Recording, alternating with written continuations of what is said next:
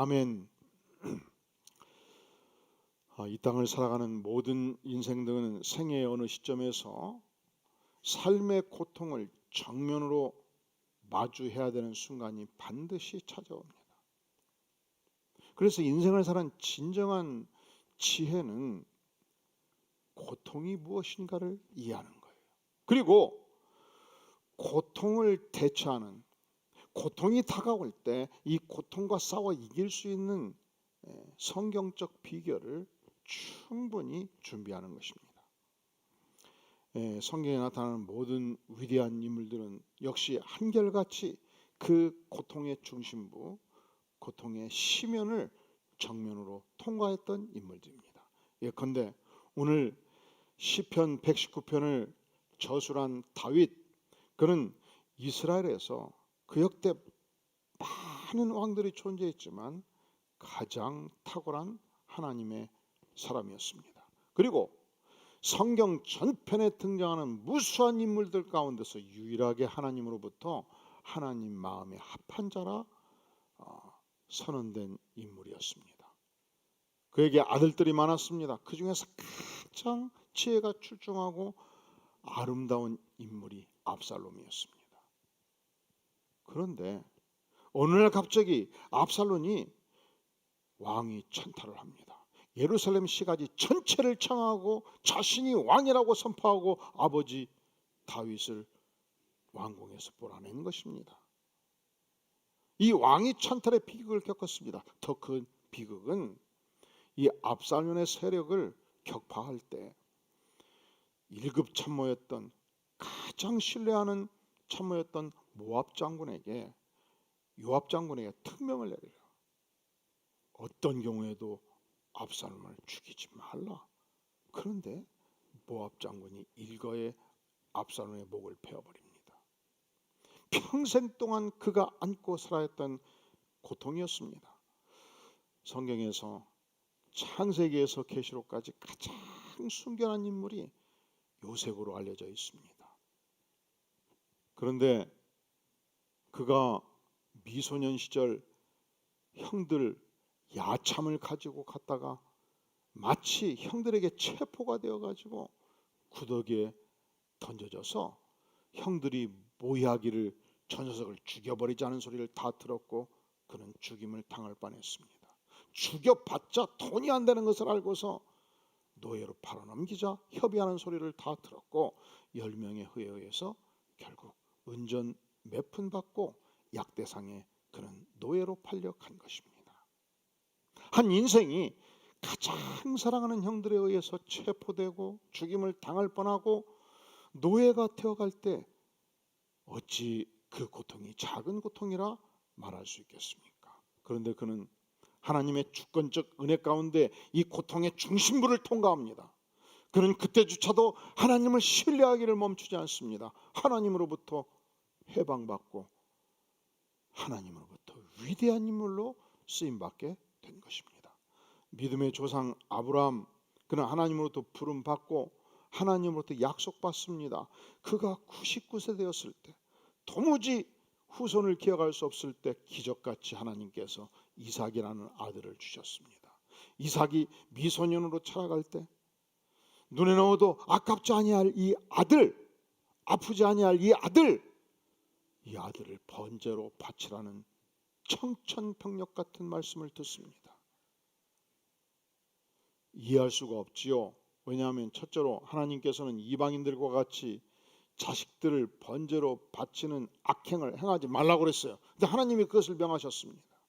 하나님께서는 이삭을 주실 때 이 이삭을 통해서 자손만대 축복하시겠다고 열방에 아비로 세우시겠다고 약속하셨어요. 그런데 거두어 가시면 이율배반이 아니겠습니까? 하나님, 나에게 아들을 주실 때는 언제고 아들을 거두어 가실 때는 언제입니까? 하나님이 주신 이 사랑스러운 아들을 불태워 죽이라니요. 도대체 말도 안 됩니다. 그는 얼마든지 하나님께 항변할 수 있었고 하나님께 반항할 수 있었고 하나님을 향하여 거부할 수 있었습니다. 그가 이 고난의 고통의 중심부에서 기억해야 될 것은 오늘 바로 71절의 말씀입니다. 고난 당한 것이 내게 무엇이라? 유익이라. 유익이라고 말씀하잖아요. 어찌 우리가 고난의 현장에 있을 때 그것이 유익이 된단 말입니까? 우리가 고난을 통과할 때 하나님을 강하게 붙들면 하나님께서 견고한 믿음을 우리에게 주시기 때문에 고난은 인생의 유익입니다. 공부를 열심히 한다고 해서 실력이 좋아라는 보장은 없어요. 석 달간 영어를 들이팠는데 실력이 좋은지 안 좋은지는 어떻게 할 수 있죠? 모의고사를 봐야 알아요. 모의고사를 봐서 100점이 나오면 실력이 좋은 거고, 모의고사를 봐서 0점이 나오면 실력이 안 좋은 것이죠. 하나님께서 우리가 열심히 교회 생활을 한다고 그것으로 무조건 믿음을 인정하는 것이 아닙니다. 우리가 고난을 통과할 때 우리의 믿음은 테스트되고, 고난을 통과하면서 우리의 믿음은 강화되는 것입니다. 우리가 고난과 시련을 당하면서 연약한 믿음을 깨우치고 회개하고 하나님께 나아갑니다. 새롭게 단단한 믿음으로 무정하게 됩니다. 아브라함은 눈 딱 감고 하나님의 말씀에 100% 순종을 했습니다. 이삭을 마지막으로 바쳤습니다. 그리고 칼을 들었습니다. 하늘에 음성이 있었습니다. 알았다. 칼을 내려놓아라. 내가 나를 가리켜 맹세하노라. 하나님의 말씀입니다. 너가 이같이 행하여 너의 아들 너의 독자도 아끼지 아니하였은즉, 너의 견고한 믿음을 내가 확인하였은즉, 내가 너에게 큰 복을 주리라. 내 씨가 번성하여 하늘의 별과 같고 바닷가의 모래 같게 하리라. 너의 씨가 그 대적의 성문을 차지하리라. 무엇을 말씀합니까? 아브라함에게 아들을 바치라는 시련이 있었습니다. 고난이 있었습니다. 그가 그 고난을 정면으로 통과했습니다. 그리하여 강도 있는 믿음으로 무장하였고, 하나님께서 그 인생을 말할 수 없이 축복하신 것입니다. 존 버년, 그는 1828년도 영국 엘스토우 마을에서 출생했습니다. 가난한 용적공의 아들로 태어나서 너무 가난해서 겨우 초등학교 다니고 학업을 마쳤습니다. 그가 16살 되었을 때 어머니가 갑자기 세상을 떠요. 누이도 갑자기 세상을 뜨고요. 그리고 2달 만에 아버지가 갑자기 또 재혼을 하셔버렸어요. 너무 충격이 컸습니다. 그리고 전쟁이 터졌습니다. 그가 징집되어 가지고 2년 반 동안 이 군대 복무를 하면서 전쟁의 처절한 참상을 경험합니다. 하루는 보초를 쓰게 되었는데 몸이 너무 아팠습니다. 열이 났습니다. 그때 친했던 군대 친구가, 얘야, 너는 몸이 아픈데 보초까지 서야 되니 안 됐다. 내가 대신 서주마. 그런데 그날 밤 적군이 쳐들어가지고 그냥 빠바방 총소리가 났는데 보니까 나 대신 보초 쓴 친구가 죽어버린 거예요. 내가 죽어야 될 죄짐을 예수님이 대신 안고 죽으셨다. 처절하게 주님의 죽음을 이해하기 시작합니다. 그가 많은 고난을 겪으면서 인생이 이해가 되지 않고 인생의 고민이 많았습니다. 그때 군대 목사였던 토마스 포드 목사님이 상담을 합니다. 우리가 결코 하나님께 나아가는 것은 우리가 의가 있기 때문에, 우리가 잘나서 우리가 율법을 열심히 지켜서 하나님께 나아가는 것이 아니다.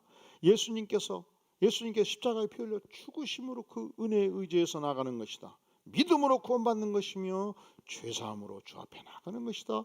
복음을 듣고 그가 드디어 예수님을 알고 하나님을 알고 성령을 체험하기 시작합니다. 인생이요, 배부르고 등 따시면, 세상에서 원 없이 즐길 수 있으면, 인생이요, 건강하면, 인생이 사업이 승승장구하면, 무엇 하나 부족함이 없으면 하나님을 외면합니다. 하나님을 인정해도 하나님을 의지하지 않습니다. 세상에 취해 살기 쉽습니다. 우리가 언제 십자가의 은혜를 깨우치고 언제 하나님을 전적으로 의지합니까? 갑자기 나의 사랑하는 어머니가 세상을 뜰 때, 전쟁이 터질 때, 사업체가 부도의 위기를 맞을 때, 인생의 처절한 고통을 맛볼 때, 더 이상 세상에서 의지할 세력이, 여력이, 인생이 없을 때, 그때 우리는 주일학교에서 기억했던 하나님을 만납니다. 그때 인생의 처절한 한계와 죄성 가운데서 하나님을 만납니다. 십자가의 은혜를 깨우칩니다. 사랑하시는 성도 여러분, 여러분이 최초로 하나님을 깊이 경험했을 때, 십자가의 은혜를 깊이 체험했을 때, 그때가 언제였습니까? 놀랍게도 많은 사람들이 그 고통의 심연에서 하나님을 만나요. 자, 그것은 하나님께서 우리에게 요구하는 바가 있습니다. 여러분이 진실로 그리스도를 만나고 은혜를 받았고 구원을 받았습니까? 그렇다면 여러분의 사랑하는 부모, 형제, 조카, 이웃들 중에서, 여러분이 출근할 때 같이 일하는 여러분의 직장의 동료, 선배, 후배들 중에서 누가 인생의 고통의 심연을 만나고 있습니까? 누가 처절한 아픔 속에서 몸부림치고 있습니까? 그를 태신자로 청하고 그를 위해서 간절히 기도해 줄 수 있기를 바랍니다. 그를 향하여 선을 베풀 수 있기를 바랍니다. 그를 향하여 사랑을 베풀 수 있기를 바랍니다. 그를 향하여 상담할 수 있기를 바랍니다.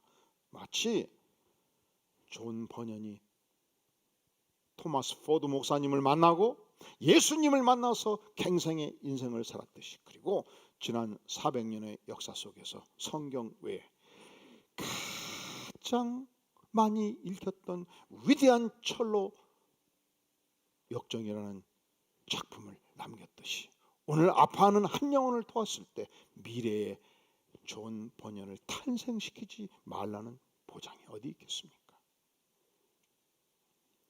고난을 통과할 때 첫째로 견고한 믿음을 얻습니다. 고난은 유익이라 말씀합니다. 왜 유익입니까? 우리는 고난을 통과하면서 인간의 한계를 처절하게 알면서 인간의 연약성을 깨달으면서 진정한 겸손을 배웁니다. 인생이요, 전능자 하나님 앞에 설 때만이 내가 티끌 같은 존재이고 내가 하나님 앞에서 무릎 꿇어야 되는 겸손의 존재인 것을 알게 돼요. 그러니까 평생 한계를 모르고 살면 부잣집 아들로 태어나서 그냥 머리가 쭉 매가지고 19에 사법시험 패스하고 21살에 외무고시 행정고시 패스해가지고 22살에 사무관이 되고 31살에 국장이 돼가지고 36세 장관이 돼버리면 세상에 무서울 것이 없게 돼요. 재벌 4세로 태어나서 태어날 때 이미 수천억의 자산을 가져버리면 인생에 고난과 시련이 없죠. 왜냐하면 내가 겪을 어려움이 조금만 있으면 아버지가, 어머니가, 할아버지가 다 걷어내버리거든. 이 국 끓일 때 쓸데없는 거품이 막 일어나면 국자로 다 걷어내버리듯이 내 인생의 고통과 시련을 아버지가, 어머니가, 할아버지가 다 걷어내버리거든. 내가 성인이 될 때까지 하고 싶은 일을 못 해본 적이 없어요. 그래서 성인이 돼가지고 나이 30 되었을 때 재벌 총수가 되고 수천억의 자금, 수억의, 수조 원의 자금을 휘두르기 시작하면 여러분, 이게 비극이에요. 이게 괴물이 탄생하지 않겠습니까? 요즘 재벌 3세, 4세 얼마나 문제 많은 모습을 보여줍니까? 불쌍하게 생각하셔야 돼요. 여러분, 내가 재벌의 아들로 태어나지 않은 것이 얼마나 감사한지. 근데 표정들은 아니셔요.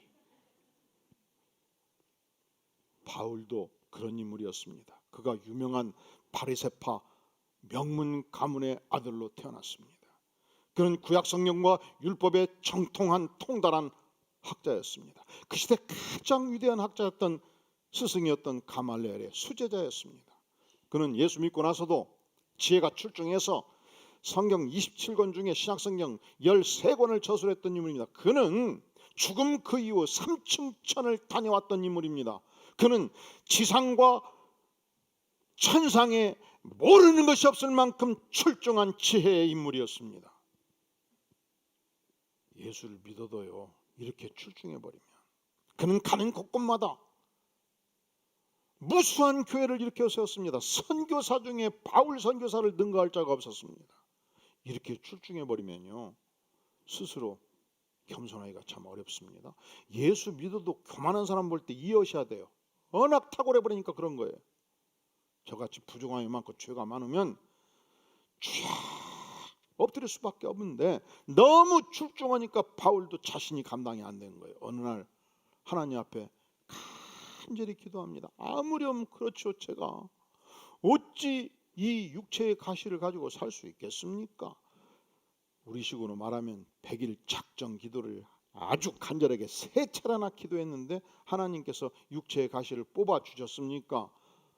내 은혜가 내게 족하도다 데리고 살거라 하셨습니까? 어떻게 하셨어요? 데리고 살거라. 학자들은 이 육체의 가시를 2가지 중에 하나로 봐요. 첫째로 간질설, 간질. 예배를 인도하는데 갑자기 간질이 오니까 뒤집어 엎어집니다. 눈이 뒤집어집니다. 입에서 막 거품을 뿜어댑니다. 뺑뺑 돌아갑니다. 얼마나 성도들이 당황하고 본인이 제정신이 들었을 때 어려웠겠습니까? 하나님 이 육체의 가시를 뽑아 주시옵소서. 안질설이 있어요. 설교할 때 눈을 꾸벅꾸벅하면 눈물이 줄줄 흘러댑니다. 끝날 때쯤은 눈곱이 끼기 시작합니다.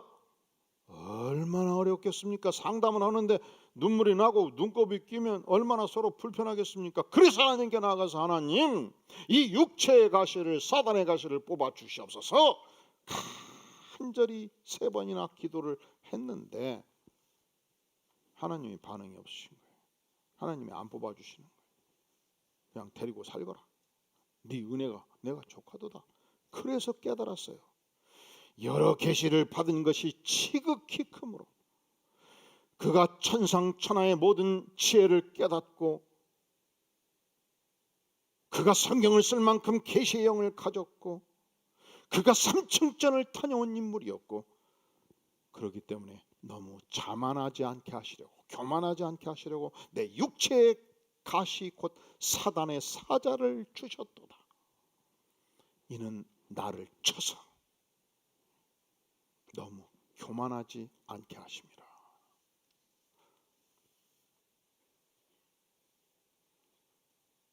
사랑하신 성도 여러분, 우리가 고난을 만날 때 걷어내려고 하지 마세요. 언젠가는 정면 돌파해야 돼요. 왜냐하면 이 돌파를 하면서 하나님께 납죽 엎드립니다. 돌파를 하면서 내가 얼마나 연약한 인생인가를 알면 돌파를 하면서 하나님 부르짖으면서 겸손을 체득합니다. 고난이 뭐라고요? 자, 17절 고난 당하는 것이 내게 무엇이라고요? 유익이라 말씀하지 않습니까? 유익이 왜 유익입니까? 고난을 통과하면서 견고한 믿음을 얻습니다. 왜 유익입니까? 고난을 통과하면서 겸손한 인격을 체득합니다. 왜 유익입니까? 우리가 고난을 통과하면서 놀랍게도 그동안에 배웠던 하나님의 말씀을 새록 기억하고 실천하고 배우게 되는 거예요. 자, 71절 같이 읽겠어요. 시작. 고난 당한 것이 내게 유익이라 이로 말미암아 내가 주의 율례들을 배우게 되었나이다. 고난이 없을 때는 내가 그동안 배웠던 말씀들이 의미가 없었어요. 그냥 외웠어요. 그냥 기억했어요. 그냥 지나갔어요. 고난을 통과할 때 그 모든 말씀들이 살아 움직입니다. 역사합니다. 내 인생을 가다듬어 줍니다. 67절 고난 당하기 전에는 내가 어떻게 행했다고요? 고난이 없을 때 내 인생이 승승장구했고요. 고난이 없을 때 내 판단대로 인생을 살았고요. 고난이 없을 때 자기 소견에 오른 대로 살았어요. 고난 당하고 나니까 내가 잘못되었다는 것을 알았고 이제 고난 당한 그 이후 주의 말씀을 지키나이다. 하나님의 말씀으로 돌아왔다. 그렇게 고백하고 있는 것입니다. 고난을 통과하면서 하나님의 말씀을 진실로 배우고 실천하고 체득하게 된 것입니다. 한국교회는 6.25 전쟁 당시 인구의 3%밖에 믿지 않았습니다. 이 전쟁이 끝났을 때 전 국토의 산업시설이 파괴되었습니다. 유린되었습니다. 거리마다 상위 군경과 고아들이 넘쳐났습니다. 제가 초등학교 시절 집에를 들어오면 저희 어머님이 반복해서 물었어요. 경서봐, 대문 잠궜냐? 대문 잠궜냐? 깜빡 잊고 안 잠궜으면 상위 군경들이 15명이 몽둥이를 들고 문을 쳐가지고 들어가서 안방에 앉아 계십니다. 밥을 내놓으면 밥을 내놓고 막걸리를 내놓으면 막걸리를 내놓고 거나하게 취해서 배부르면 나가십니다. 어떻게 못 살았던지 200개 국가 중에서 맨 꼴찌에서 두 번째로 못 살았어요. 그게 꼴찌지, 꼴찌. 너무 불쌍해서 운동도 못하고 그러니까 필리핀이라는 국가가 한국이 너무 불쌍해가지고 장충체육관을 지어줬어요. 어떻게 못 살았던지. 그때는 1950년대 60년대는 취직할 수 있는 곳이요, 공무원하고 기자가 그렇게 많았어. 기업들이 없으니까 취직할 데가 없잖아요. 저희 셋째 작은아버지가 연세대학교 경제과를 졸업을 했는데 취업을 했어요. 근데 요즘식으로 말하면 한 돈 100만 원 받으니까 저희 할아버지가 야, 그거 갖고 살겠냐? 내가 돈 주고 밥 주고 방앗간 줄 테니까 시골로 내려라. 그때 시골로 내려가지고 지금도 시골에서 방앗간 하고 있어요. 얼마나 못 살았으면. 제가 70년대 말에 하숙을 했는데 하숙집 여주인이 아침에 데모로 서울역 앞으로 나갔어요. 뭐하러? 남편이 대우실업 직원이었거든요. 띠 몇 개 챙겨가지고 밥 해주고 가는 거예요. 근데 데모하는 이유가 뭔지 아십니까? 아줌마들이 대우실업 부인들이 다 서울역 앞으로 나온 거예요. 서울역 앞으로 가지고 머리띠하고 데모해요. 데모라. 남편을 한 달에 이틀은 돌려달라, 이틀은 돌려달라, 돌려달라, 돌려달라, 돌려달라. 그 당시 대우실업이 무역을 엄청나게 왕성하게 하면서 6시에 출근하면 밤 1시, 2시에 들어와요, 남편들이. 그리고 한 달 내내 단 하루도 쉬는 날이 없는 거예요. 그래가지고 부인들이 데모를 하는데 주제가 뭐예요? 30일 중에서 며칠만 달라? 며칠만 달라? 그래서 김우중 회장이 면담해서 하루는 주겠다. 타결이 됐어요. 그런데 그 당시 70년대 80년대 교회에서 부흥회를 하면 주일 저녁 예배부터 시작해서 월, 화, 수, 목, 금 저녁 예배까지 했어요. 아침 5시, 오전 10시, 저녁 8시 부흥회를 해요. 그러면 그렇게 새벽까지 출근해서 밤늦게 퇴근하는 남자 집사님들이 새벽 기도하고 김밥 들고 출근하고 퇴근을 교회로 해서 국밥 먹고 부흥회에 참여를 했어요. 그렇게 월요일 하루 참여했다고요? 그렇게 월, 화 참여했다고요? 아니지요. 월, 화, 수, 목, 금 참여하고 철회하고 그리고 그 다음날 아침에 또 토요일도 출근을 했어요.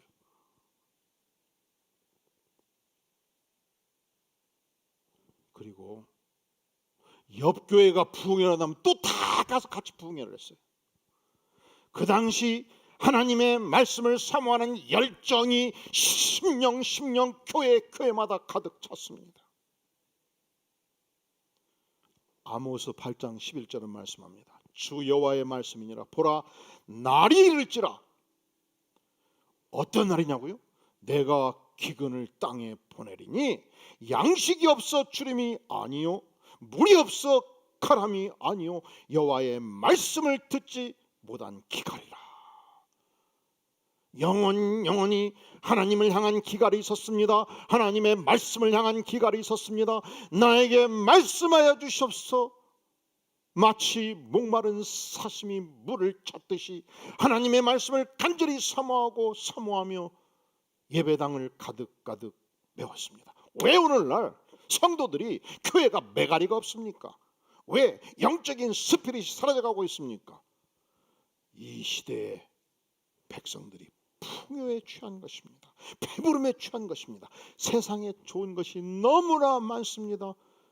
여기에 청소년도 취해 있고, 여기에 아동부, 초등부 아이들도 취해 있고 여기에 청년들도 취해 있고 여기에 교회 충직들도 취해 있고 말씀의 기가를 모르고 사는 이 시대의 비극이 여기에 있지 않겠습니까? 회개해야 됩니다. 말씀을 사모해야 됩니다. 하나님의 은혜를 사모하고 하나님을 사모하는 백성이 되어야 마땅하지 않겠습니까? 존 번연이 십자가의 구원을 알았습니다. 복음의 능력을 체험했습니다. 성경을 깨달았습니다. 그가 평신도로서 가는 곳곳마다 이 복음을 증거하기 시작했습니다. 공원에서도 증거했고 가정에 들어가서도 증거했고 심지어 교회에서도 복음을 증거하기 시작한 것입니다.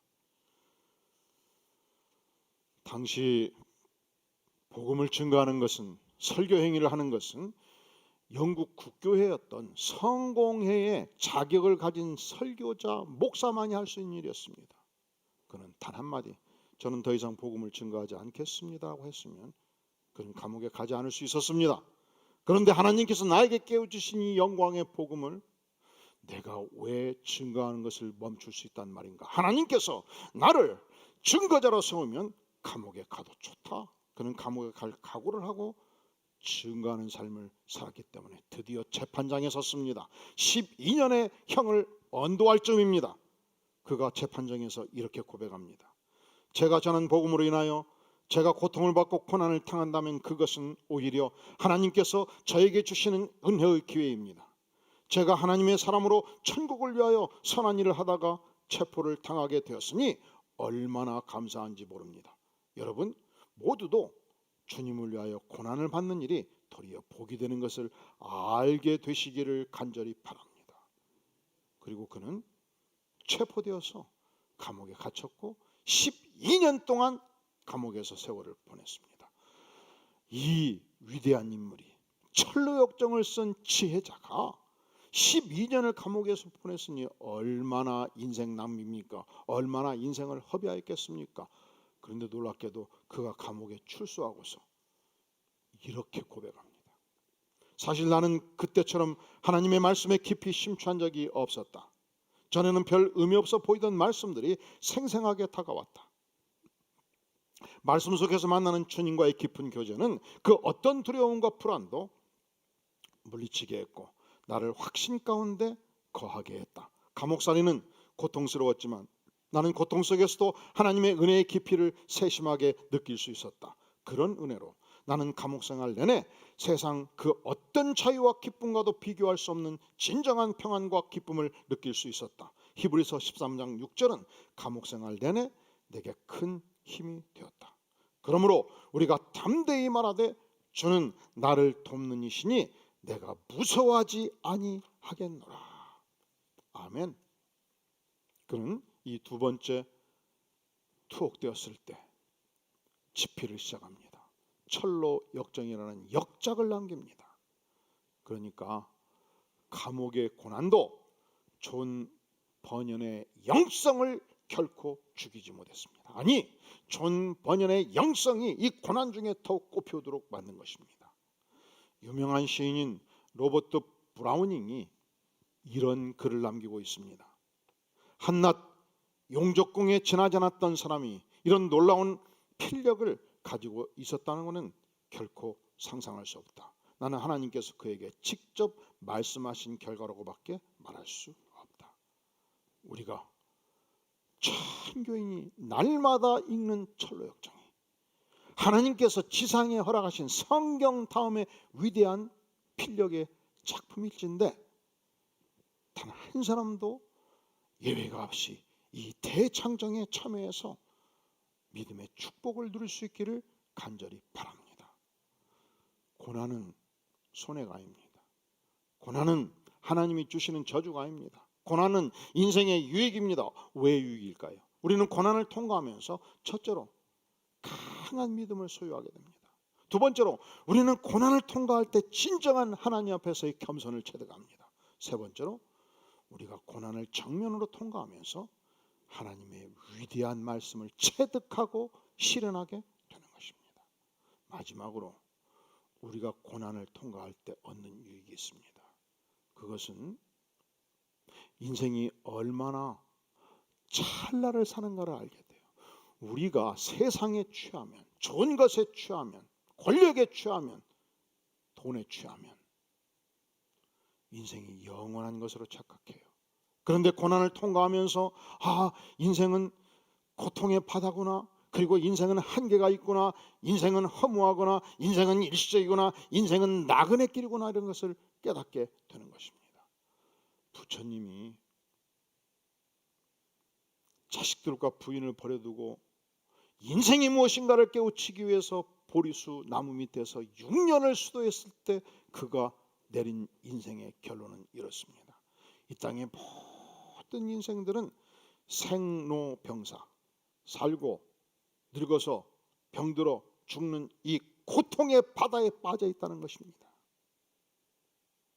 그러니까 우리가 고난을 통과하면서 알게 돼요. 고통의 현실을 알게 되고, 뼈아픈 죽음의 현실을 알게 되고, 허무한 인생을 알게 돼요.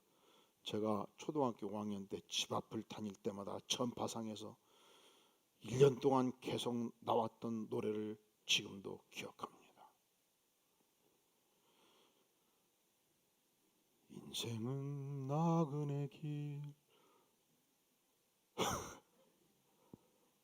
어디서 왔다가 어디로 가는가. 그렇잖아요. 여러분은 어디서 오셨습니까? 그리고 어디로 갑니까? 인생이 나그네 길이라고요. 허무한 인생길이라고요. 그런데 우리 주님께서 2000년 전 하나님이신 주님께서 이 땅에 인간의 몸을 입고 오셨습니다. 십자가에 피 흘려 죽기까지 하심으로 인생의 모든 죄를 용서해 주셨습니다. 그분은 전능하신 하나님이셨기 때문에, 창조주셨기 때문에 죽음에 갇힐 수가 없었습니다. 아니, 죽음을 파하셨습니다. 죽음의 권세를 뚫고 일어나셨습니다. 부활하셨습니다. 잠자는 자들의 첫 열매가 된 것입니다.